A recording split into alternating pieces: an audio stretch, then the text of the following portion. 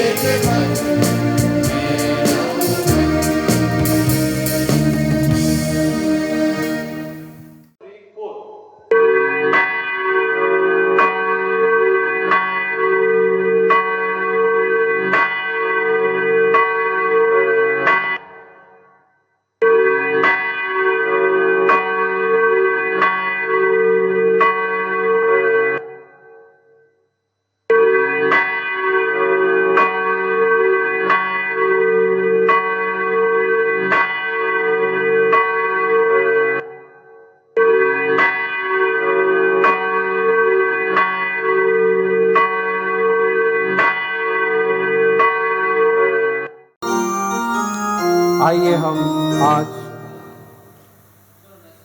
त्रय के बाद के 14वें रविवार की हमारी आराधना को प्रारंभ करेंगे और मैं आप सभी विश्वासियों का आज की इस आराधना में स्वागत करता हूं। हम सब मिलकर परमेश्वर की आराधना में जाएंगे। गीत के माध्यम से हम परमेश्वर की महिमा और स्तुति करेंगे। हम गीत गाएंगे, गीत नंबर 29 नंबर का हम गीत गाएंगे, आकाश और धरती के राजा की जय।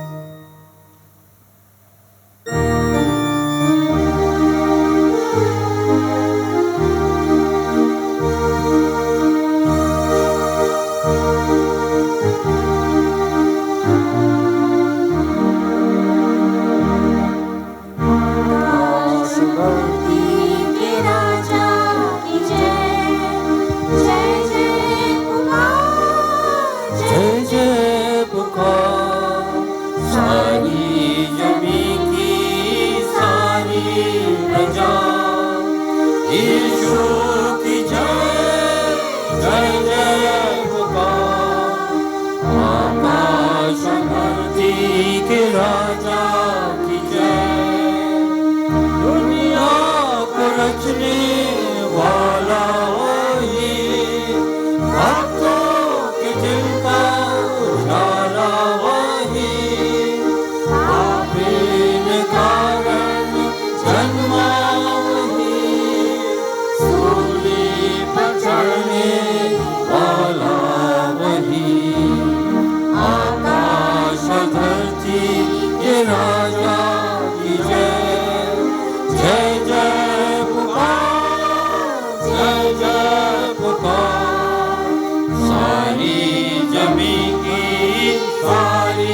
प्रजा यीशु की जय जय जय पुकार आकाश और धरती के राजा की जय वाणी बने जीवन का मान मेरा उद्धारा मेरी चट्टान हाथों में उसके कश्ती मिली आने तो आता है गर्द तूफान आकाश और धरती के राजा की जय जय जय पुकार जय जय पुकार सारी जमीन की सारी प्रजा यीशु की जय जय जय पुकार आकाश और धरती के राजा की जय दुख में और सुख में वो साथी रहा राहों में जीवन के संग वो चला उसकी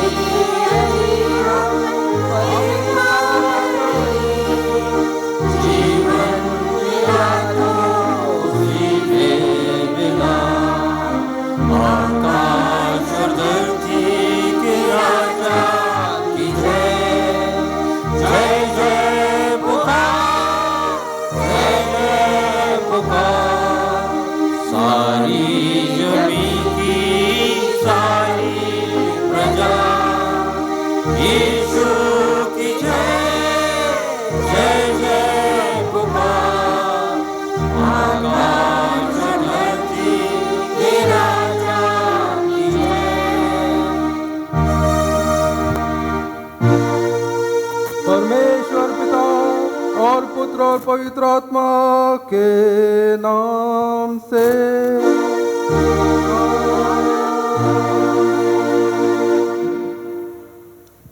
प्रभु में प्रियो आओ हम सच्चे मन से अपने पिता परमेश्वर के निकट आकर अपने पाप स्वीकार करें और यह प्रार्थना करें कि वह प्रभु यीशु के नाम से हमारे पापों को क्षमा करे।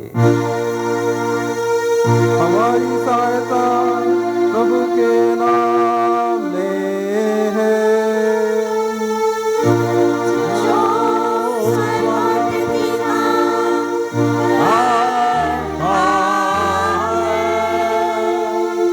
मैंने कहा कि मैं अपने प्रभु के सामने अपने पापों को स्वीकार करूंगा।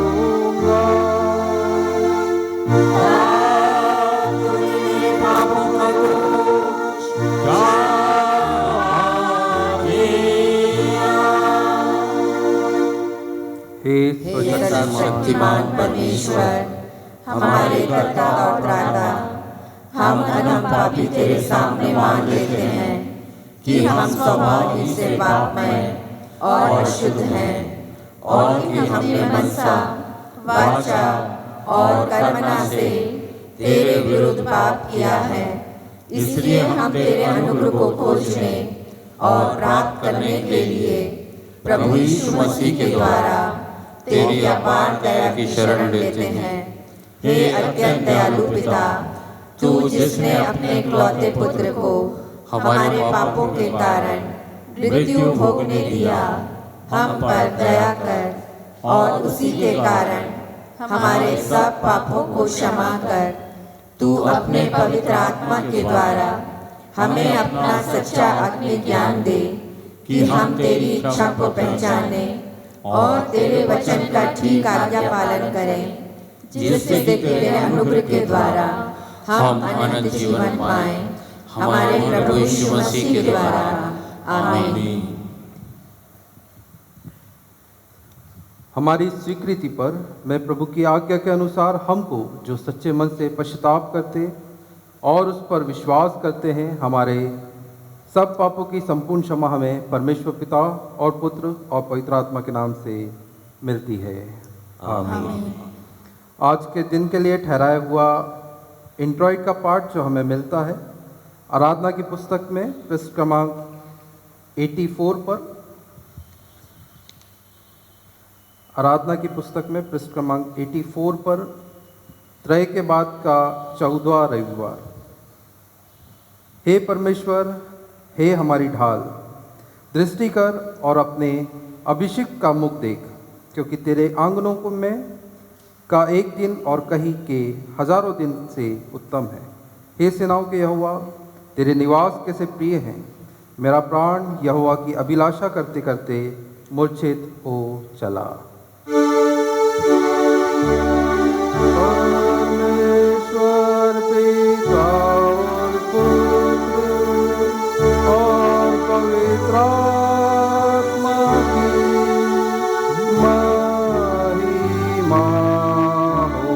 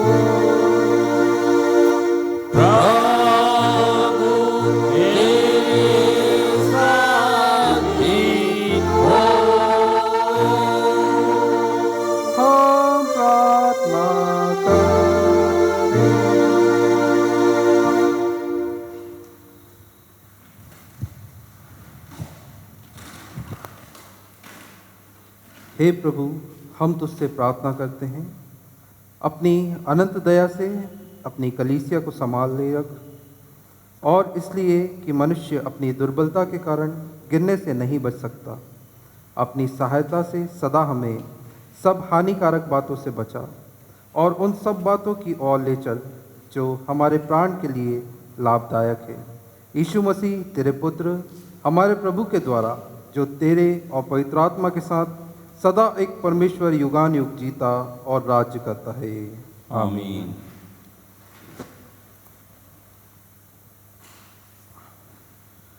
आज त्रय के बाद के 14वें रविवार के लिए जो ठहराए हुए पवित्र शास्त्र के पाठ हैं, हम उन्हें देखेंगे। जो हमें मिलता है पुराने नियम का पाठ, हमें मिलता है नीति वचन उसका 4था अध्याय उसकी 14 से लेकर 23 आयत में। नीति वचन उसका 4था अध्याय उसकी 14 से लेकर 23 आयत में, और इसे पढ़ने में हमारी अगुवाई कर रही हैं श्रीमती मुकुल मोजिस। पुराने नियम का पाठ जो हमको मिलता है नीति वचन 4 पद 14 से लेकर 23 तक। यहाँ इस प्रकार लिखा है, दुष्टों की राह में पाँव ना रखना और न बुरे लोगों के मार्ग पर चलना, उसे छोड़ दे, उसके पास से भी ना चल, उसके निकट से मुड़कर आगे बढ़ जा, क्योंकि दुष्ट लोग यदि बुराई ना करें तो उनको नींद नहीं आती, और जब तक वे किसी को ठोकर ना खिलाएं तब तक उन्हें नींद नहीं मिलती। वे तो दुष्टता से कमाई हुई रोटी खाते और उपद्रव के द्वारा पाया हुआ दाख मधु पीते हैं, परंतु धर्मियों की चाल उस चमकती हुई ज्योति के समान है जिसका प्रकाश दोपहर तक अधिक अधिक बढ़ता रहता है। दुष्टों का मार्ग घोर अंधकारमय है, वे नहीं जानते कि वे किससे ठोकर खाते हैं। हे मेरे पुत्र, मेरे वचन ध्यान धर के सुन और अपना कान मेरी बातों पर लगा। इनको अपनी आँखों की ओट ना होने दे, वरन अपने मन में धारण कर, क्योंकि जिनको वे प्राप्त होती हैं वे उनके जीवित रहने का और उनके सारे शरीर के चंगे रहने का कारण होती है। सबसे अधिक अपने मन की रक्षा कर, क्योंकि जीवन का मूल स्रोत वही है। परमेश्वर अपने वचन के पढ़े और सुने जाने पर आशीष दे। आमीन। हे पवित्र परमेश्वर, हे पवित्र सर्वशक्तिमान परमेश्वर, हे पवित्र अनादि परमेश्वर, हम पर दया कर।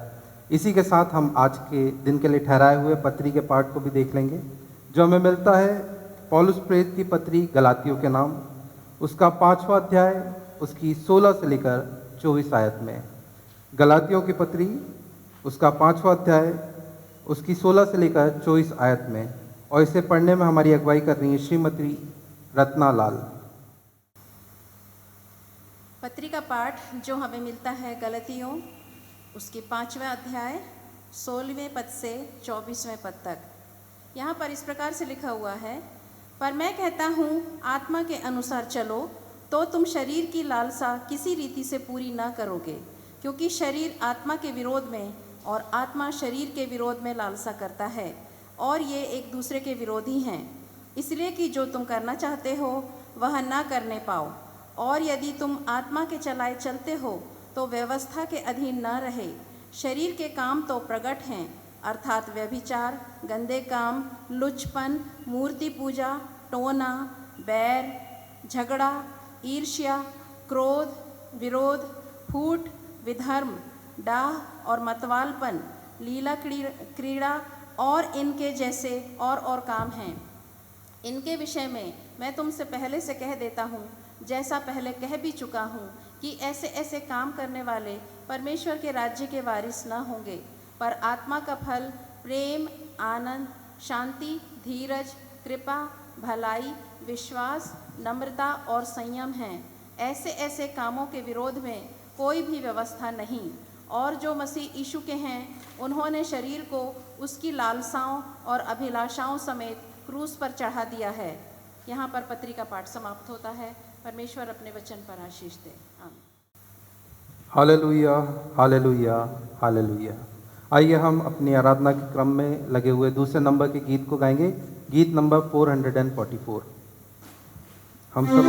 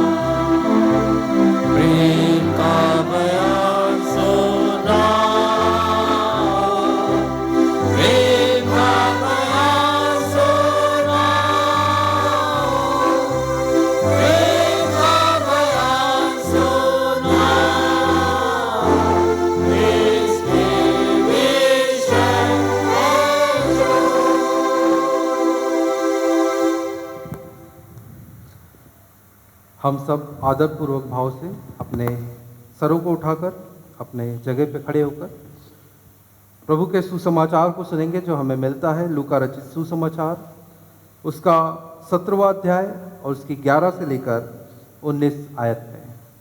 लूका रचित सुसमाचार उसका 17वां अध्याय उसकी 11 से लेकर 19 आयत में। यहाँ पर इस प्रकार लिखा हुआ है, कोढ़ के 10 रोगियों को चंगा करना। ऐसा हुआ कि वह यरूशलेम जाते हुए सामरिया और गलील के बीच से होकर जा रहा था। किसी गांव में प्रवेश करते समय उसे 10 कोढ़ी मिले।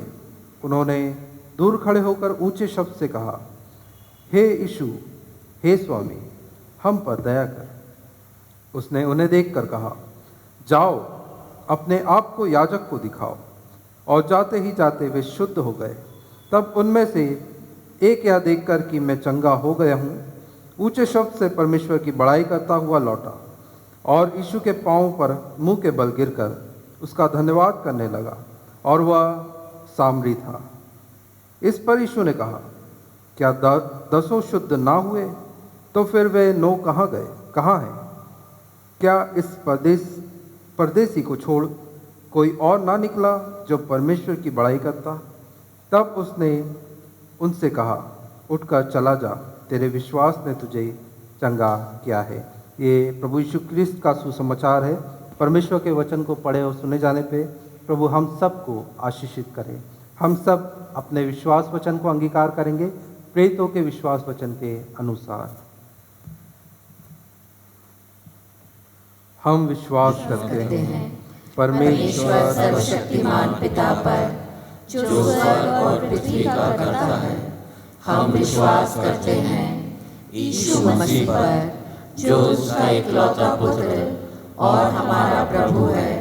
वह पवित्र आत्मा की शक्ति से गर्भ में आया, कुमारी मरियम से जन्मा, पौंत पिलात के अधिकार में दुख भोगा, क्रूस पर चढ़ाया गया, मर गया और गाड़ा गया, आत्माओं के लोक में उतर गया, तीसरे दिन मृतकों में से जी उठा, स्वर्ग पर चढ़ गया और सर्वशक्तिमान परमेश्वर पिता की दाहिनी ओर बैठा है।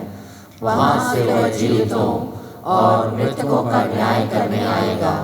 हम विश्वास करते हैं पवित्र आत्मा पर, एक पवित्र विश्वव्यापी कलीसिया पर, पवित्रों की सहभागिता पर, पाप क्षमा पर, मृतकों के पुनरुत्थान और अनंत जीवन पर। आमीन।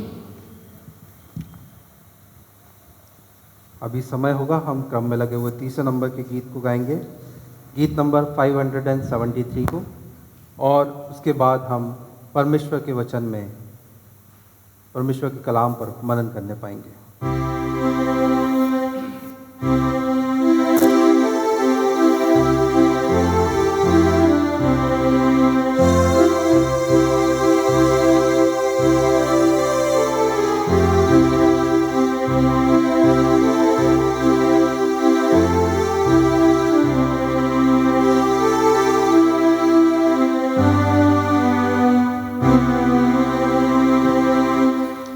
यीशु के पीछे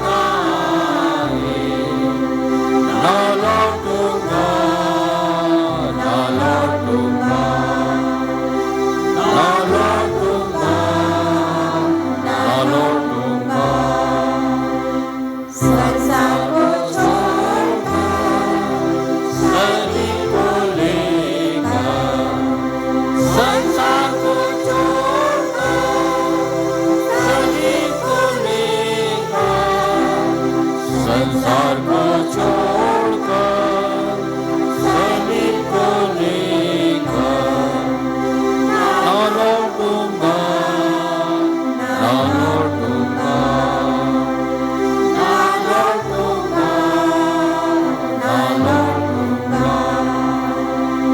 अगर मैं उसका इनकार ना करूं, अगर मैं उसका इनकार ना करूं, अगर मैं उसका इनकार ना करूं, राज पाऊंगा, राज पाऊंगा, राज पाऊंगा, राज पाऊंगा।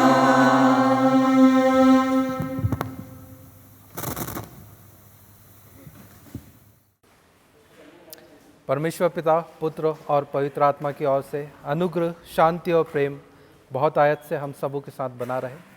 आइए हम आज के दिन के लिए ठहराया हुआ जो हमारा उपदेश का पाठ है उस पर हम मनन करने से पहले एक छोटी सी प्रार्थना करेंगे। हम अपनी आंखों को बंद करें और हम प्रार्थना में जाएंगे। हे अनुग्रहकारी सामर्थी पिता परमेश्वर, राजाओं के राजा, एक बार फिर खुदा हम आपको हृदय से धन्यवाद देते खुदा आज के इस सुंदर दिन के लिए, इस सुंदर सुबह के लिए खुदा जो आपने हम सब के जीवन में जोड़ी और हम सबको खुदा अपने जीवितों में रखा खुदा, उसके लिए भी धन्यवाद देते हैं। प्रार्थना करता हूँ खुदा इस समय जब हम आपके वचन पर मनन करने जाते खुदा, होने दे खुदा मेरे मुंह के शब्द और हम सब के हृदय के विचार आपके राज्य में ग्रहण योग्य होने पाए खुदा। हम सबको आप अपनी पवित्र आत्मा से संभाले खुदा, हम सबको आप अपनी पवित्र आत्मा से भरें, अपनी आत्मिक बुद्धि से परिपूर्ण करें खुदावन, कि हम अपने मनों को कठोर ना करें वरन अपने हृदय रूपी पटिया पर खुदा इन वचनों को लिखने पाए खुदा, और इन वचनों के अनुसार खुदा अपने जीवन को व्यतीत करने वाले बन पाए खुदावन। एक बार फिर खुदा सारी बातों के लिए आपको हृदय से धन्यवाद देता हूँ। इस समय को आपके रक्षाकारी हाथों में सौंपता हूँ खुदा, आप अपने नियंत्रण में लीजिए खुदा और होने दीजिए खुदा जो बात आप अपने लोगों से करना चाहते खुदा, आप मुझे ज़रिया बनाइए, मुझे इस्तेमाल कीजिए खुदा, और मुझे इस्तेमाल करते हुए खुदा आप अपनी बातों को अपने लोगों तक पहुँचाने में मेरी अगुवाई प्रदान कीजिए खुदावन। मुझे अगुवाई दीजिए खुदा कि मैं आपकी बातों को आपके लोगों तक बात रख पाऊँ खुदावन, और इस प्रार्थना को यीशु के मीठे और मधुर नाम में मांगता हूँ, आमीन। आज के दिन के लिए जो उपदेश का पाठ है वो हमें मिलता है मत्ती रचित सुसमाचार उसका 11वां अध्याय और उसकी 12 से लेकर 17 आयत में। मत्ती रचित सुसमाचार उसका 11वां अध्याय उसकी 12 से लेकर 17 आयत में यहाँ पर इस प्रकार लिखा हुआ है, यूहन्ना बपतिस्मा देने वाले के दिनों से अब तक स्वर्ग के राज्य में बलपूर्वक प्रवेश होता रहा है और बलवान उसे छीन लेते हैं। यूहन्ना तक सारे भविष्यवक्ता और व्यवस्था भविष्यवाणी करते रहे, और चाहो तो मानो कि एलिया जो आने वाला था वह यही है, जिसके सुनने के कान हो वह सुन ले। मैं इस समय के लोगों की उपमा किससे दूं? वे उन बालकों के समान हैं जो बाजारों में बैठे हुए एक दूसरे से पुकार कर कहते हैं, हमने तुम्हारे लिए बांसुरी बजाई और तुम ना नाचे, हमने विलाप किया और तुमने छाती नहीं पीटी। क्योंकि यूहन्ना ना खाता आया और ना पीता, और वे कहते हैं उसमें दुष्ट आत्मा है। मनुष्य का पुत्र खाता पीता आया, और वे कहते हैं देखो पेटू और पियक्कड़, मनुष्य महसूल लेने वालों और पापियों का मित्र, पर ज्ञान अपने कामों से सच्चा ठहराया गया है। परमेश्वर के वचन को पढ़े और सुने जाने पर प्रभु हम सबको आशीषित करे। यहाँ प्रभु यीशु मसीह, अगर आप इस पाठ को 11वें अध्याय को शुरू से अगर आप पढ़ेंगे तो आप पाएंगे कि यूहन्ना बपतिस्मा देने वाले ने अपने चेलों को प्रभु यीशु मसीह के पास पहुंचाया, क्योंकि उसका एक सवाल था। उस सवाल को पूछने के लिए उसने प्रभु यीशु मसीह के पास उसे पहुंचाया कि जिसकी हम राह देख रहे हैं, जो आने वाला था, क्या वो तू ही है या हम किसी और की राह देखें। और उसके बाद प्रभु यीशु मसीह यूहन्ना बपतिस्मा देने वाले के विषय में गवाही देते हैं कि स्त्रियों में से जो जन्मे हैं उनमें सबसे बड़ा जो है वो यूहन्ना बपतिस्मा देने वाला है, उससे बड़ा कोई नहीं है। और स्वर्ग में जो कोई छोटे से छोटा होगा वो उससे बड़ा होगा। यहाँ पर अगर हम प्रभु यीशु मसीह और यूहन्ना बपतिस्मा देने वाले के विषय में बात करें, दोनों की एक कंपैरेटिव अगर स्टडी अगर हम करें, तो हम बहुत सारे धर्म वैज्ञानिकों की बातों को देखने पाते हैं कि उनके भी विचार इनके विषय में अलग अलग हैं। जितने स्कॉलर्स हैं इन दोनों के रिलेशन के बारे में, इन दोनों के रिश्तों के बारे में बहुत अलग विचार को वो रखते हैं। पहला विचार स्कॉलर्स जो रखते हैं वो ये रखते हैं कि ये दोनों कभी भी एक दूसरे से मिले ही नहीं। यूहन्ना बपतिस्मा देने वाला और प्रभु यीशु मसीह की कभी भेंट हुई नहीं। दूसरा विचार जो स्कॉलर्स रखते हैं वो ये रखते हैं कि प्रभु यीशु मसीह यूहन्ना बपतिस्मा देने वाले का चेला था। और तीसरा विचार ये रखते हैं कि जो यूहन्ना बपतिस्मा देने वाला है वो प्रभु यीशु मसीह का चेला था। अब हम बात करते हैं कि ये दोनों कभी मिले ही नहीं, जो स्कॉलर्स का विचार है। इसके विषय में अगर हम चारों सुसमाचार को उठाकर देखें तो हम देखते हैं कि मरकुस बताता है कि प्रभु यीशु मसीह जब बपतिस्मा लेने यरदन नदी पर आए तो वो यूहन्ना के पास आए और यूहन्ना से उन्होंने बपतिस्मा लिया। सिंपल तरीके से मरकुस उसे लिखता है कि यीशु मसीह यरदन पे आए, यूहन्ना बपतिस्मा देने वाले से उन्होंने बपतिस्मा लिया। पर अगर इसी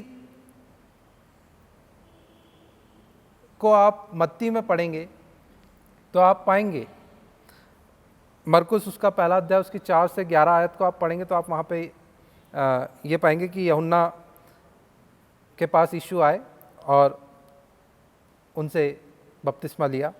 मत्ती में अगर आप पढ़ेंगे, मत्ती रचित सुसमाचार उसका 3 अध्याय उसकी 1 से लेकर 17 आयत को, तो यहाँ पे आप पाएंगे कि यीशु मसीह यरदन पर आए और यूहन्ना यहाँ पर घबराया। उसने कहा कि मुझे तुझसे बपतिस्मा लेना चाहिए, मैं तो तेरे जूतियों के बंद तक को खोलने के योग्य नहीं हूँ। पर प्रभु यीशु मसीह ने उसे कहा कि ऐसा ही होने दे, और इस प्रकार से प्रभु यीशु मसीह ने यूहन्ना बपतिस्मा देने वाले से बपतिस्मा लिया। अगर आप लूका रचित सुसमाचार को पढ़ेंगे, लूका उसका 3 अध्याय उसकी 1 से लेकर 22 आयत को, तो आप पाएंगे कि वहाँ पर प्रभु यीशु मसीह अकेले हैं। वो यरदन पर आए और उन्होंने बपतिस्मा लिया और चले गए। अगर आप यूहन्ना का सुसमाचार को पढ़ेंगे, यूहन्ना रचित सुसमाचार को उसका 3 अध्याय उसकी 22वीं आयत से अगर आप आगे पढ़ेंगे तो वहाँ पर यीशु मसीह के बपतिस्मा के बारे में तो नहीं लिखा है, पर यह लिखा है कि यीशु और उसके चेलों ने लोगों को बपतिस्मा दिया। तो इस प्रकार से बपतिस्मा की जो प्रभु यीशु मसीह के बपतिस्मे का प्रमाण है, चारों ही सुसमाचारों में अलग अलग पाया जाता है। पर यूहन्ना जो बपतिस्मा देता था उसका बपतिस्मा पश्चाताप का बपतिस्मा था कि हम अपने पापों से मन फिराएं और उसके बाद बपतिस्मा लेने के बाद हम एक नया जीवन पाएं। प्रभु यीशु मसीह जो बचपन से ही निष्पाप रहे हैं, कभी कोई पाप उन्होंने नहीं किया, उन्हें बपतिस्मा लेने की क्या ज़रूरत थी। उनका जो बपतिस्मा है उसे आप समझिएगा कि उनका जो बपतिस्मा है, उनका डूबना और फिर उठना, ये बताता है कि कोई भी आपको कितना भी कलंकित करे, अपमानित करे, आपको कितना भी झुकाए, परमेश्वर पिता आपको वापस से खड़ा करेगा। आपको कोई कितना भी दबाएगा इस संसार में, कितना भी आरोप लगाएगा, कितना भी आपको नीचे झुकाएगा, परमेश्वर पिता फिर आपको खड़ा करेगा। ये प्रभु यीशु मसीह का बपतिस्मा था। वो इसलिए नहीं था कि वो अपने पश्चाताप करने आए थे या पाप से छुटकारे के लिए आए थे, क्योंकि वो निष्पाप थे, उन्होंने कभी पाप किया ही नहीं। और जो दूसरा स्कॉलर्स का मत था कि प्रभु यीशु मसीह यूहन्ना बपतिस्मा देने वाले के चेले थे, तो इसमें थोड़ा सा अगर हम विचार करें तो ये कई हद तक सही हो सकता है, क्योंकि उस समय पे यूहन्ना बपतिस्मा देने वाले के पीछे बहुत सारे लोग थे और उसके पास आकर प्रभु यीशु मसीह का बपतिस्मा लेना ये दर्शाता है कि वो एक धार्मिक हैं। और उसके बाद उन्होंने अपने कार्यों को शुरू किया, जो परमेश्वर की सेवा को उन्होंने शुरू किया। वो चीज़ एक धार्मिक बपतिस्मा लेते हुए लोगों के नज़र में कि हाँ, ये एक पाक शुद्ध है और परमेश्वर की आत्मा से भरा हुआ व्यक्ति है, उसके बाद उन्होंने उसे शुरू किया। ये इस प्रकार से कई स्कॉलर्स सोचते हैं कि यीशु यूहन्ना का चेला था। पर अगर आप यूहन्ना रचित सुसमाचार उसका 3 अध्याय उसकी 22वीं आयत से अगर आप आगे पढ़ेंगे तो आप पाएंगे वहाँ पर कि यूहन्ना के चेलों में और यीशु मसीह के चेलों में कहीं कहीं पर विवाद हुए, कि आपस में उनके क्लैश हुआ, जिस वजह से यीशु ने अपनी सेवा जो है वो यरदन के पास ना करते हुए गलील में ज़्यादा की, गलील की ओर उनका रुझान ज़्यादा रहा, क्योंकि वो नहीं चाहते थे कि एक ही जगह पर सब लोग कार्य करें। और यूहन्ना के चेलों से अलग हटकर उनकी सेवकाई रही, उनकी सेवकाई शिक्षाप्रद ज़्यादा रही, बपतिस्मा पर उनका फोकस नहीं रहा। यूहन्ना का जो सेवकाई थी वो बपतिस्मा पे थी, पाप क्षमा के बपतिस्मा पर ज़्यादा थी। तीसरा जो स्कॉलर्स का मत था कि यूहन्ना प्रभु यीशु मसीह का चेला है, तो ये कहीं से कहीं तक नहीं हो सकता, क्योंकि इसी 11वें अध्याय में हम पाते हैं कि यूहन्ना अपने चेलों को प्रभु यीशु मसीह के पास पहुंचा रहा है और सवाल पूछ रहा है कि जिस आने वाले की हम राह देख रहे थे, क्या तू वही है या हम किसी और की राह देखें। तो कोई भी चेला अपने गुरु से कभी सवाल नहीं कर सकता, इसलिए ये स्कॉलर्स का जो मत था वो बिल्कुल भी फिट नहीं बैठता है। दोनों कभी नहीं मिले, ऐसा भी नहीं है, क्योंकि पवित्र शास्त्र हमें बताता है कि प्रभु यीशु मसीह यूहन्ना के पास आए और उससे बपतिस्मा लिया। और ये हो सकता है कि प्रभु यीशु मसीह ने एक धार्मिकता के तौर पर इस चिन्ह को दिखाया कि यूहन्ना के चेले के रूप में बपतिस्मा लेकर अपने कार्यों को, परमेश्वर की योजना को इस संसार में पूरा करने के लिए आए। पर फाइनली जो इसका निचोड़ निकलता है, यूहन्ना बपतिस्मा देने वाले ने कभी भी कोई प्रतिज्ञा नहीं की, कोई वाचा नहीं बांधी, कोई प्रॉमिस नहीं किया। पर अगर आप प्रभु यीशु मसीह को देखेंगे तो बाइबल साफ बताती है कि उसने भविष्यवाणियों को पूरा किया, उसने जितने भी वायदे थे जो परमेश्वर के, उनको पूरा किया। फैन फॉलोइंग भले ही यूहन्ना बपतिस्मा देने वाले की उस समय बहुत ज़्यादा अधिक हो, पर परमेश्वर का इकलौता पुत्र प्रभु यीशु मसीह था। ये साफ परमेश्वर का शास्त्र, परमेश्वर का वचन हमें सिखाता है।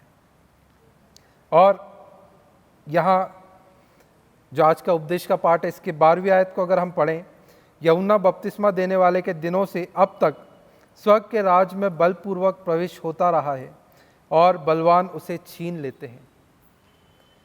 ये जो बात है ये बताती है कि यूहन्ना बपतिस्मा देने वाले ने जब लोगों को प्रचार किया कि मन फिराओ, पश्चाताप करो, अपने गुनाहों से फिरो, तो लोगों ने माना कि हम गुनहगार हैं और अपने पापों को छोड़कर यूहन्ना से बपतिस्मा लिया। एक फोर्सफुली उन्होंने अपने आप को तुरंत कन्वर्ट किया। उस वजह से वो स्वर्ग के राज के भागीदार होने लगे।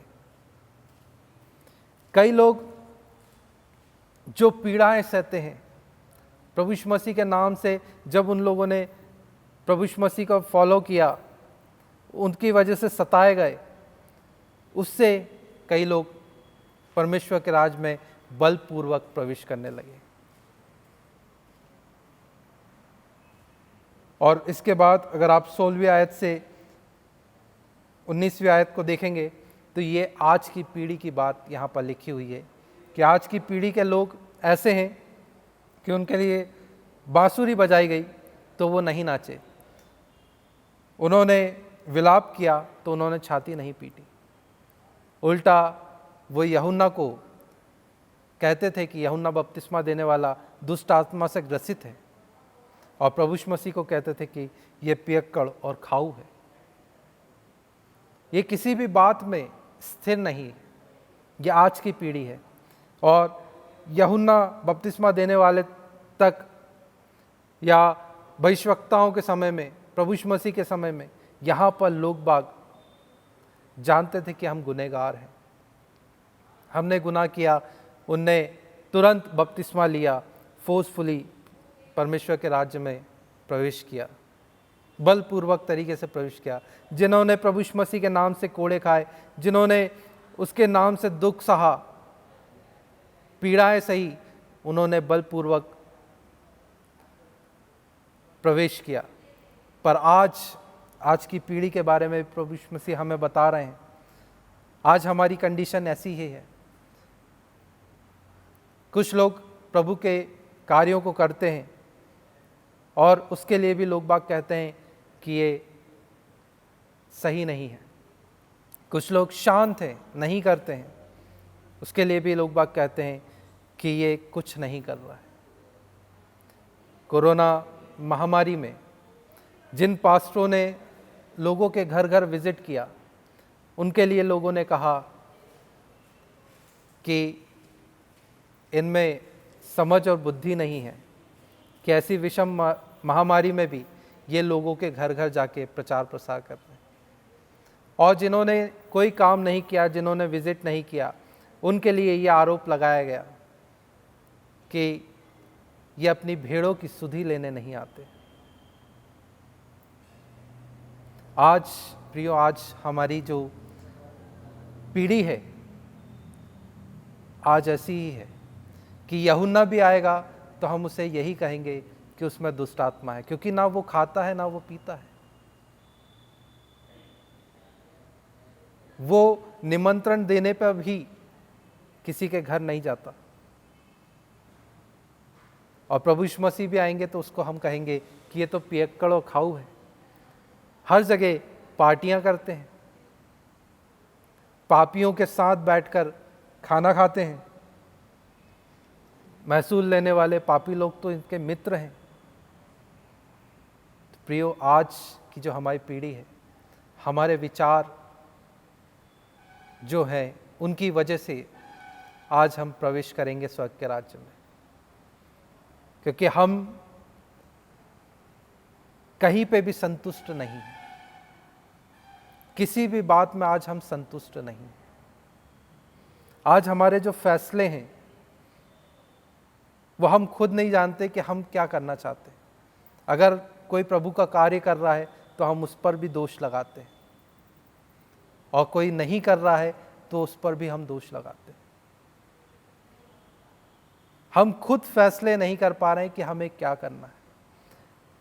जब प्रभु यीशु मसीह मार्था और मरियम के घर में आए तो मार्था ने फैसला लिया कि मैं अच्छे अच्छे पकवान बना के प्रभु यीशु मसीह की शारीरिक भूख को तृप्त करूंगी, बहुत उत्तम स्वादिष्ट भोजन उसके लिए तैयार करूंगी कि वो खाए और तृप्त हो जाए। और मरियम ने फैसला लिया कि वो प्रभु यीशु मसीह के चरणों पर बैठ के उसके वचनों को सुने। फैसले दोनों अलग थे, पर प्रभु यीशु मसीह ने मरियम के फैसले को सराहा और उसने मार्था को कहा कि उसने उत्तम भाग चुन लिया है, उसका फैसला सही है। और मैं तुझसे भी चाहूँगा कि तू अपना काम छोड़ और मेरे चरणों पे आके बैठ और मेरे वचनों को सुन। प्रियो, आज हम लोग जब दान की बात करते हैं तो बहुत सारी विभिन्नताएं हमारे विचारों में कि दान 10वां अंश प्रभु यीशु मसीह का पवित्र शास्त्र, पवित्र कलाम हमें सिखाता है कि 10वां अंश देना। पर कलीसिया के नियम के अनुसार आज हम 6.25% पे हैं और दान देने की बात आती है तो हम 6.25% फिक्स करते हैं। कई बार हम सिर्फ और सिर्फ मेंबरशिप के लिए कि हमारे बच्चों की शादी हो जाए चर्च में और ग्रेवयार्ड में हमें जगह मिल जाए, उसके लिए हम कुछ दान चर्च को करने लगते हैं। जब दान की बात करते हैं तो हम सिर्फ और सिर्फ पैसा, आर्थिक रूप से ही देखते हैं। परमेश्वर को अगर देना चाहते हो तो अपने कीमती समय का 10वां अंश दो। जिस तरह मरियम ने प्रभु यीशु मसीह के चरणों पर बैठकर उसकी समीपी में उसके वचनों को सुना,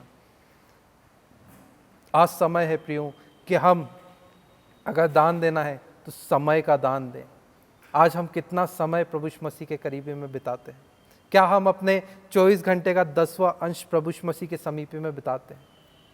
फैसला हमारे हैं, विचार हमारे हैं। कोई प्रभु का कार्य करेगा तो उसको भी हम गलत कहेंगे, कोई नहीं करेगा उसको भी हम गलत कहेंगे, पर हम खुद क्या कर रहे हैं हम उस पर ध्यान दें। हम अपने विचारों की चौकसी करें कि क्या मैं आर्थिक रूप से पैसों से दान दूं या अपने समय का ध्यान दूं। क्या मैं मार्था की तरह मेरा फैसला गलत है या मरियम की तरह मेरा फैसला सही है? मैंने उत्तम भाग को चुना है या मैंने सांसारिक रूप से परमेश्वर को प्रसन्न करना चाहा है? हम ध्यान दें कि हमारे विचार, हमारे फैसले क्या हैं, हम किस तरफ जा रहे हैं।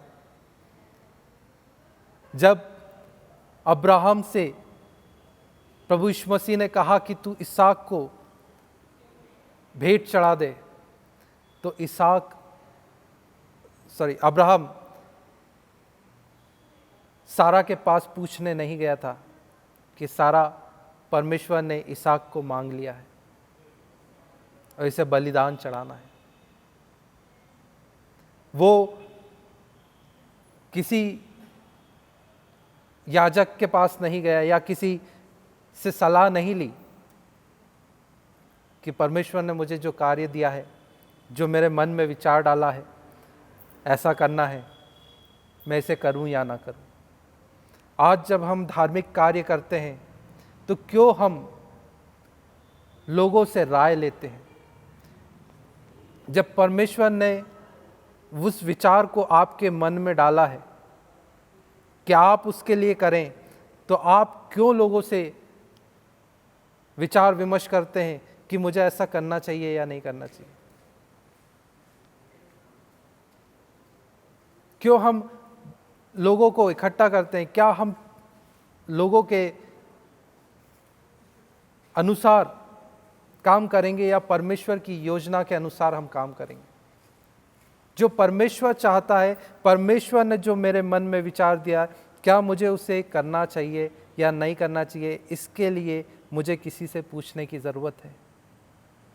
किस तरीके के फैसले आज हम ले रहे हैं?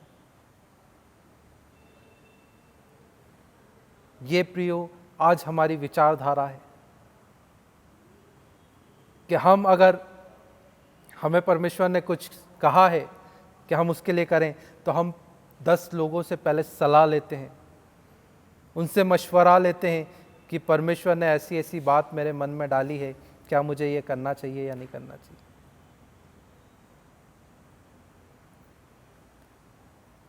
मूसा चाहता तो फिरौन के महल में रह सकता था, पर उसने फैसला किया, उसको परमेश्वर ने जो विचार दिया कि वो अपने यहूदी भाइयों के लिए, उसके दिल में जो दर्द था, जो पीड़ा थी, वो उसे सहन नहीं कर पाया, देख नहीं पाया, जिस वजह से उसने फैसला लिया और मिस्री सैनिक को मारकर जंगल में भाग गया।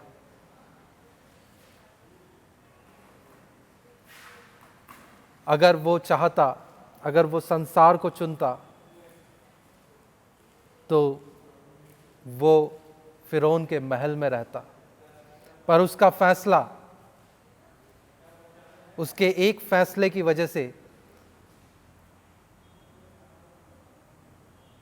मूसा पूरे इज़राइली कौम को बचाने वाला बना, मिस्र से इज़राइलियों को निकालने वाला बना। उसने उस कार्य के लिए लोगों से मदद नहीं मांगा कि इज़राइलियों को मिस्र से निकाल के लेके आना है, तो हम पहले कुछ लोगों को इकट्ठा कर लें कि वहाँ जाने आने का जो खर्चा है या जो भी वहाँ पे रहने का खर्चा होगा, उसको हम पहले सोच लें, विचार लें और उसके बाद हम वहाँ जाएं। परमेश्वर ने अपना काम आपके मन में दिया है, अगर योजना दी है तो आप परमेश्वर पर सौंप दें। आप चंदा करने की कोशिश ना करें, चंदा करके काम परमेश्वर के भवन में नहीं होते। हम लोग मानवीय बुद्धि से कार्य करते हैं, हम लोग जो फैसले लेते हैं हम सांसारिक फैसले लेते हैं। परमेश्वर ने अगर योजना बनाई है कि कार्य होना है, आप उस कार्य को शुरू कर दीजिए, पैसा अपने आप पीछे पीछे आ जाएगा। हम अन्य जातियों की तरह नहीं है कि उनको पत्थरों को रखना पड़ता है और उस पत्थर को दिखा के लोगों से चंदा इकट्ठा करते हैं। हमारा परमेश्वर जीवित परमेश्वर है। हम किस प्रकार की विचारधारा में आज जी रहे हैं, हमारी जो पीढ़ी है ये फैसले किस तरीके से कर रही है। इसलिए प्रियो, ज़रूरत है कि हम परमेश्वर के लहू में ढापे जाएं, उसकी समीपी में समय बिताएं, अपने समय का 10वां अंश उसको दें। अगर उसने हमारे मन में कोई विचार डाला है जो उसकी सेवा के लिए करना है, तो उसे पूरा करें। परमेश्वर कभी नहीं कहेगा कि रोड में जाके घंटों प्रेयर करना, लोगों को दिखाने वाले काम कभी परमेश्वर आपको नहीं कहेगा। अगर वो कहेगा तो वो कहेगा कि बंद कमरे में जाकर, अंधेरे में जाकर, अकेले में, एकांत में मुझसे बातें कर, मेरे साथ समय बिता, जहां कोई देखने वाला नहीं। दिखावा नहीं होता, परमेश्वर के कार्य में कभी दिखावा नहीं होता। और अगर परमेश्वर ने आपको योजना दी है तो वो उस योजना को पूरा करने की पूरी सामर्थ्य भी रखता है। हम उसकी योजना को सुन तो लेते हैं, पर उसको करने के लिए अपने प्रयत्न करने लगते हैं। यह है आज की पीढ़ी। इसलिए प्रभु यीशु मसीह यहाँ पर हमें सिखाते हैं कि हम ऐसे लोग हैं जो यूहन्ना को भी दुष्टात्मा ग्रसित बोलते हैं और प्रभु यीशु मसीह को खाऊ और पियक्कड़ पापियों का मित्र बोलते हैं। ज़रूरत है प्रियो, हम अपने विचारों की सुरक्षा करें। ज़रूरत है कि हम परमेश्वर के साथ समय बिताएं, उसके लहू में ढापे जाएं, उसके साथ संगति करें और जो योजना वो देता है उस योजना को पूरा करने के लिए भिड़ जाएं। हमारा फैसला अब हमें स्वर्गलोक में लेके जाएगा। अब हम बलपूर्वक तरीके से स्वर्गलोक में नहीं जा सकते कि हम पीड़ा सहेंगे तो हम स्वर्ग में चले जाएंगे, या हम तुरंत बपतिस्मा ले लेंगे, पापों से प्रायश्चित कर लेंगे, स्वर्ग में चले जाएंगे। हमारे फैसले, हम क्या फैसला ले रहे हैं वो डिसाइड करेगा कि हमने परमेश्वर को प्रसन्न करने के लिए फैसला लिया या लोगों को प्रसन्न करने के लिए फैसले लिए। हमारा फैसला सांसारिक है या संसार की सृष्टि करने वाले की इच्छा के अनुसार है, यह फैसला हमें लेना है। ये विचार हमें करना है कि हमारी विचारधारा किस तरह से चल रही है। परमेश्वर अपने वचन से हम सबको संभाले और हम सबको आशीषित करें। आइए, अभी समय होगा कि हम मांडलिक सूचनाओं को सुन लेंगे और आज सूचना पढ़ने में हमारी अगुवाई कर रहे हैं मिस्टर विनीत अल्बर्ट। आज के सुंदर आत्मिक संदेश के लिए हम ब्रदर राहुल यादव को पंचायत और सारी कलीसिया की ओर से धन्यवाद देते हैं। आइए आज सूचनाओं के क्रम में सर्वप्रथम हम एक मृत्यु सूचना को देखेंगे। आज हमको हमारी मरणाधीनता का नया स्मरण दिलाया जाता है, जबकि यह सुनाया जाता है कि प्रभु परमेश्वर ने अपने सर्वबुद्ध मत के अनुसार इस लोक से स्वर्गीय श्री डेविड लूकस को दिनांक 13 सितंबर 2020 को लगभग 40 वर्ष की अवस्था में अपने पास बुलाने से प्रसन्न हुआ। हम इस दुखित और शोकित परिवार के लिए वेदी से प्रार्थना में करें। अन्य सूचनाएं, मांडलिक सूचनाएं इस प्रकार है। पिछले सप्ताह का प्रावधान जो रविवार ये आराधना से प्राप्त हुआ 4,250 रुपये, धन्यवादी दान 4,000 रुपये, अस्पताल रविवार से जो विशेष दान प्राप्त हुआ वो 5,900 रुपये, महावारी दान 53,400 रुपये। इस प्रकार कुल प्राप्त दान 67,550 रुपये प्राप्त हुआ। एक महिला समाज की सूचना प्राप्त हुई है।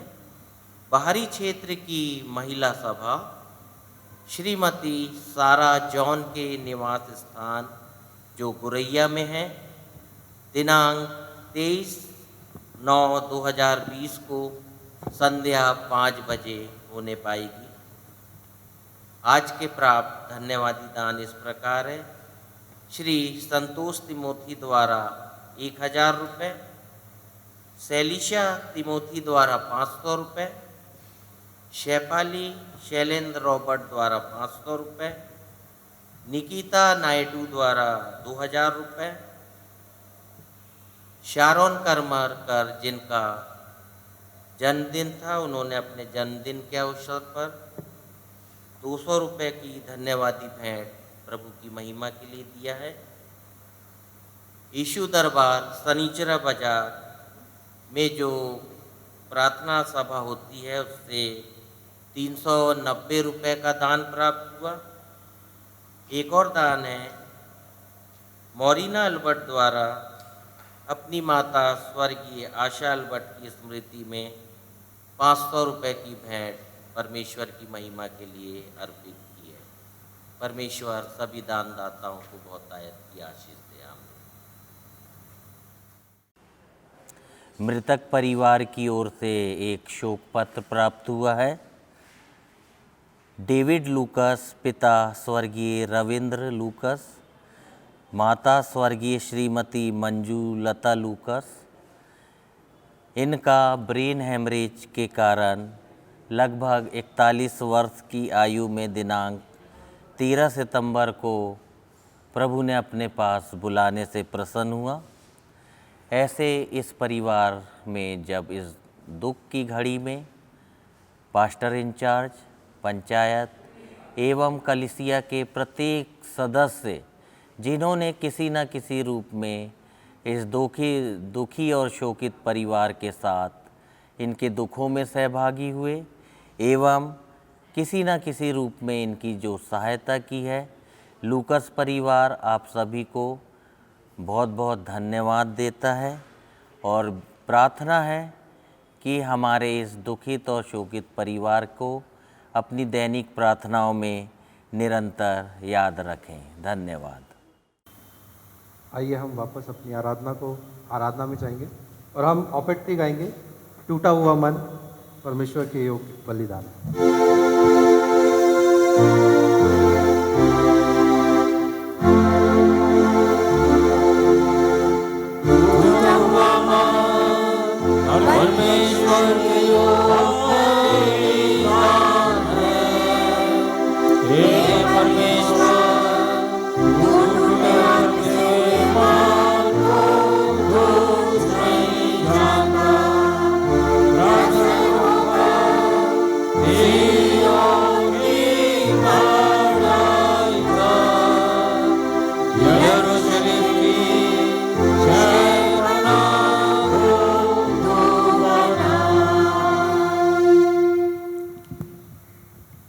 अभी समय होगा, हम गीत गाएंगे, गीत नंबर 347, और इसी में हम अपनी भेंटों को भी अर्पित करेंगे। गीत नंबर 347, 347 नंबर।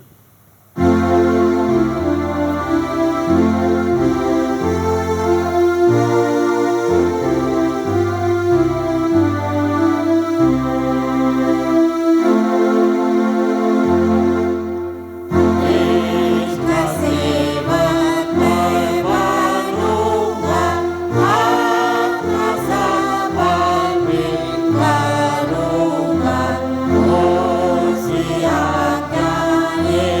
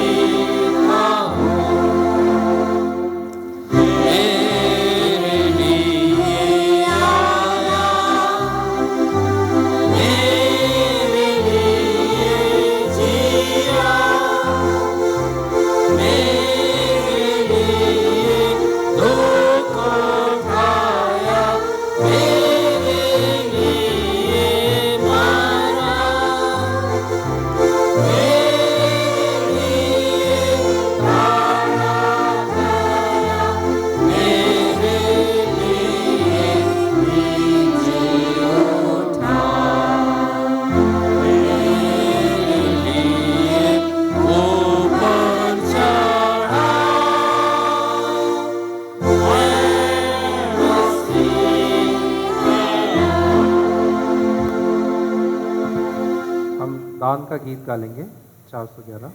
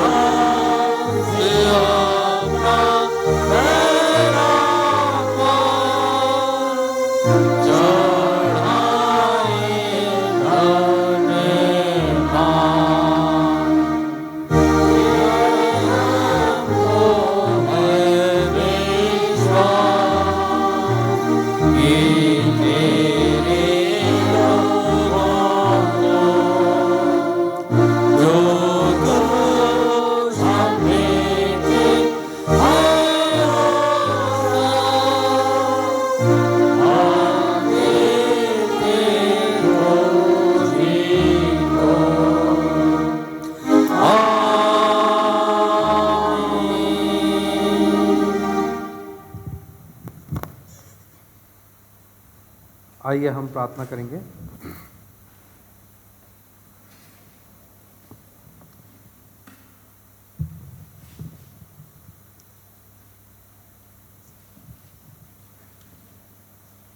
हम कलीसियाई प्रार्थना करेंगे। पृष्ठ क्रमांक 8 से आराधना की पुस्तक में जैसा दिया है हम उसके अनुसार हमारी अंतिम प्रार्थना को करेंगे। पृष्ठ क्रमांक 8 आराधना की पुस्तक में कलीसियाई प्रार्थना।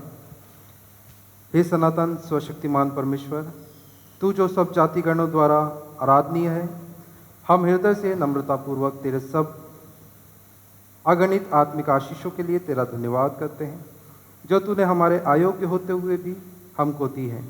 हम तेरी स्तुति करते हैं कि तूने अपने पवित्र वचन और सैक्रामेंटों को हमें दिया है। हे प्रभु, हम तुझसे प्रार्थना करते हैं कि तू समस्त कलीसिया को जो इस पृथ्वी पर है अपनी पवित्र शिक्षा में बनाए रख और ऐसे विश्वस्त पास्टर सेवक दे जो सामर्थ के साथ तेरा वचन प्रचार करें। सब श्रोताओं को यह अनुग्रह दे कि वे तेरा वचन नम्रता से सुने और मन के शुद्ध भाव से उसे स्वीकार करें और आत्मा के फल फलें। सब क्लेशों और संकटों में अपने लोगों का रक्षक और सहायक हो। यह वर दे कि हम तेरी कलीसिया में भ्रातृ प्रेम को और मसीह संगति में रहते हुए विश्वास की अच्छी लड़ाई लड़ सकें और अंत में अनंत उद्धार प्राप्त करने पाएं। हे दयाशील प्रभु परमेश्वर, हमारी सुन। इस भूमंडल के समस्त जातिगण पर अनुग्रह से दृष्टि कर हमारे प्रिय राष्ट्रपति को सरकार और सब विश्वास योग्य अधिकारियों को और हमारे देश के सारे निवासियों को आशीष दे। यह वर दे कि तेरी महिमा हमारे बीच निवास करे और दया, सच्चाई, धार्मिकता और शांति हर जगह पर प्रबल हो। हे दयाशील प्रभु परमेश्वर, हमारी सुन। हे दयालु परमेश्वर, सब माताओं और पिताओं की सहायता कर कि वे अपने बच्चों का प्रतिपालन तेरे भय और प्रेम में करें। हम अपने सब विद्यालयों को तेरे रक्षाकारी हाथों में सौंपते हैं और प्रार्थना करते हैं कि वे उपयोगी ज्ञान और मसीह सद्गुणों के पोषण स्थान हो, जिससे वे जीवन के उत्तम फल लाएं। हे दयाशील प्रभु परमेश्वर, हमारी सुन। कृपा करके आग और पानी, लड़ाई और मरी, महंगाई और अकाल और सब प्रकार की अन्य विपत्तियों से हमारी रक्षा कर हर एक की उसके यथोचित कार्य में सहायता करे और बढ़ाएं। हमारे उपयोग के लिए भूमि की अच्छी उपज दे। सब उपयोगी धंधों और सेवाओं की जो हमारे मध्य किए जाते हैं उन्नति कर। हे परमेश्वर पिता, कृपा करके सब विधवाओं, विधुरों और अनाथों की सुधि ले। सब रोगियों और कंगालों का सहायक और सब असहाय और दुखियों का शांतिदाता हो। हे दयाशील प्रभु परमेश्वर, हमारी सुन। हे स्वशक्तिमान पिता परमेश्वर, हम एक बार फिर खुदा आपको हृदय से धन्यवाद देते हैं आज के सुंदर विश्रामवार के लिए खुदा, कि आपने हम सबको ऐसा मन दिया खुदा कि हम विभिन्न प्रकार से खुदा आज के दिन को पवित्र मानते हुए खुदावन आपकी स्तुति आराधना करने के योग्य बन पाते खुदा। धन्यवाद देते खुदा, इस माह में जितनों का भी जन्मदिन था खुदा, उन सब के लिए खुदा हम आपकी आशीष आपके स्वर्ग के झरोकों से मांग लेते हैं खुदावन। होने दे खुदा कि आपकी आशीष उन सब के ऊपर ठहरने पाए खुदा, और जिस तरह आज तक आपने उन सब को सुरक्षित रखा है खुदा, एक इस नए वर्ष में भी खुदा आप उन्हें सुरक्षित रखें और उनके साथ होएं खुदा, और होने दे खुदा कि वो सब आपकी आशीष में आपकी सामत में आगे और आगे बढ़ने पाए खुदावन। हम धन्यवाद देते खुदा श्री प्रफुल्ल जॉर्ज सर के लिए जिनका जन्मदिन था खुदा, और श्री हमारे रेवरेंड आर के दया सर के लिए खुदा जिनका जन्मदिन था बीते सप्ताह में। हमारे बिशप महोदय राइट रेवरेंड ई पंचू के लिए धन्यवाद देते हैं खुदा जिनका जन्मदिन था खुदा। इन सब को खुदा आप अपनी आशीषों से मामूल करें खुदावन, और होने दे खुदा कि ये सब आपकी सेवा जिस तरह करते आए हैं खुदा, निरंतर आपकी सेवा में आगे और आगे बढ़ते चले जाएं खुदा। हम धन्यवाद देते खुदा निहारिका तिमोती के लिए खुदा जिनका जन्मदिन आज है खुदा। हम प्रार्थना करते हैं खुदा जैसा आपने इस बेटी को आज तक सुरक्षित रखा, इसकी हर एक मनोकामना को पूरा किया खुदा, इस नए वर्ष में भी आप उसके साथ होइए खुदा, और होने दीजिए खुदावन कि जो भी उसकी मनोकामनाएं, जो भी उसकी इच्छाएं मनोरथ हैं खुदा, उन सब को हम आपके चरणों के निकट लेके आते हैं। आप उन्हें अपनी इच्छा में शामिल करें और आने वाले समय में खुदा उसके जीवन में उसकी सारी मनोकामनाओं को पूरा करें खुदावन। एक बार फिर खुदा हृदय से सारे बातों के लिए धन्यवाद देते हैं, हमारी कलीसिया के सभी कार्यों के लिए खुदा, कि आपने इस कलीसिया पे अपनी आशीष का हाथ बनाए रखा खुदा, और जो भी योजना खुदा आपने स्वर्ग से हमारे अधिकारियों को दी, पंचकर्णों को दी, पास्टर इंचार्ज को दी, और उस वजह से आज इस भवन में कार्य होना पाता है खुदा। होने दे खुदा इस भवन में जो भी कार्य होते हैं उस पर भी आपकी आशीष हो, आपकी इच्छा के अनुसार ये सारे कार्य होने पाए खुदावन। और यहाँ पर जितने भी मजदूर काम करते खुदा, उन सब को आपके रक्षा करें हाथों में सौंपता हूँ कि वो आपकी इच्छा को पूरा करते हुए खुदा बिना किसी दुर्घटना के इस कार्य को संपन्न करने वाले बन पाए खुदा।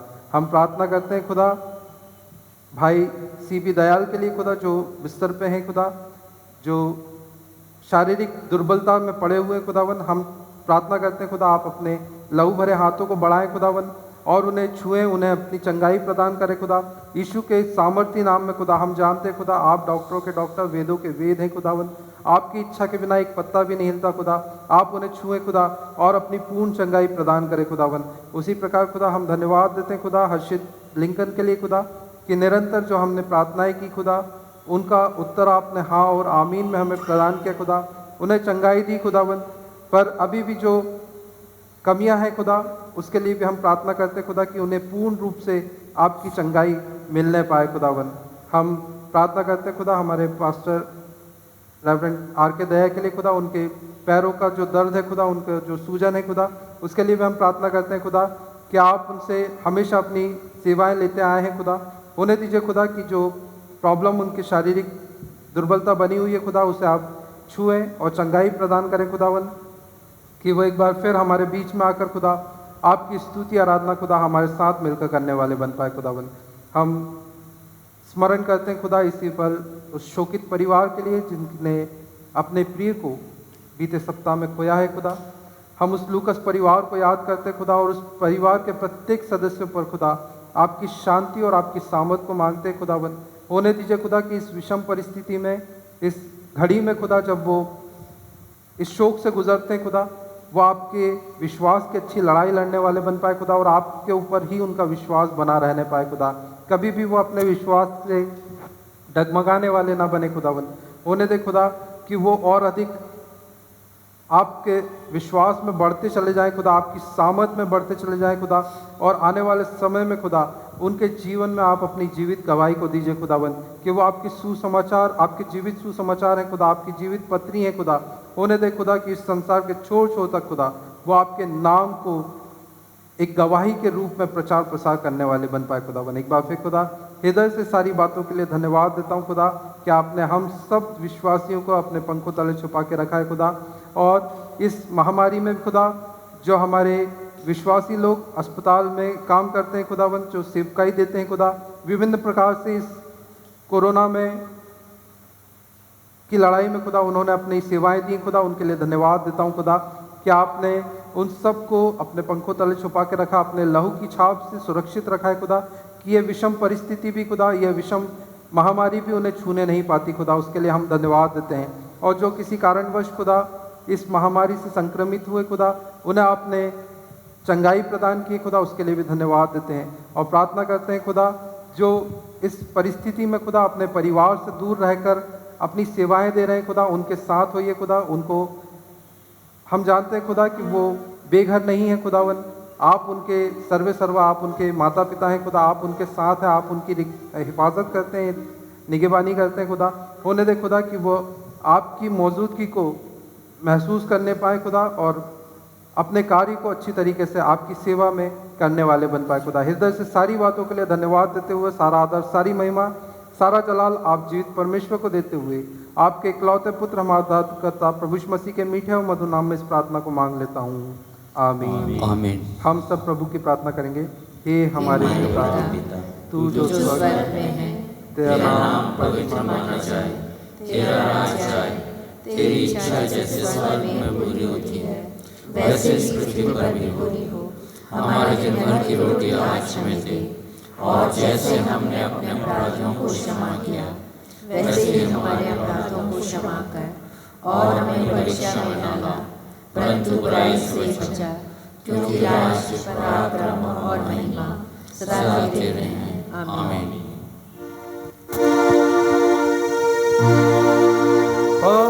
परमेश्वर का धन्यवाद हो, स्तुति करो।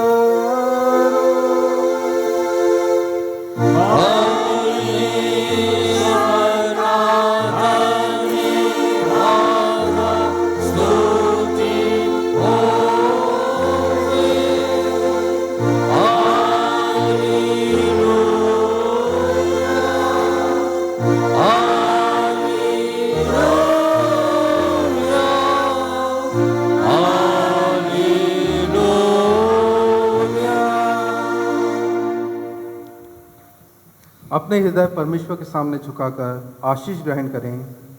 प्रभु हमें आशीष दे और हमारी रक्षा करे। प्रभु अपने मुख का प्रकाश हम पर चमकाए और हम पर अनुग्रह करे। प्रभु अपना मुख हम पर प्रकट करे और हमें शांति दे। परमेश्वर पिता और पुत्र और पवित्र आत्मा के नाम से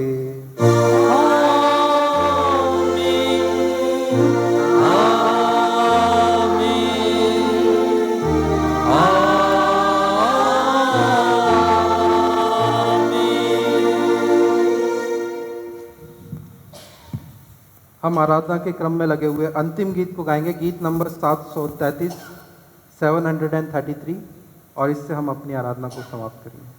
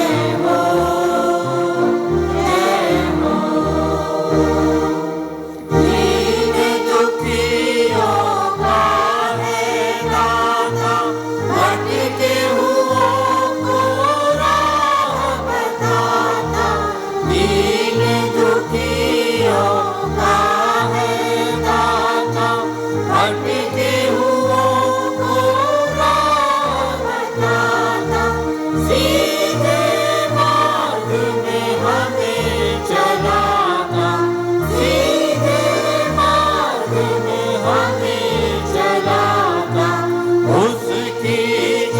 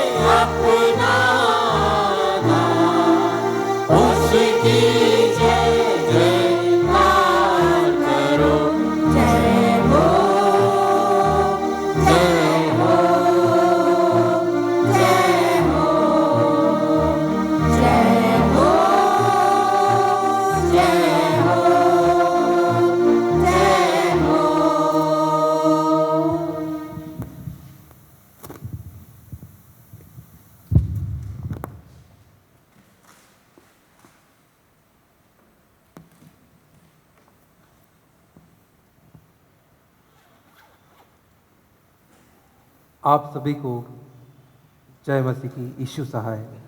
प्रभु के कुशल से अब आप जा सकते हैं।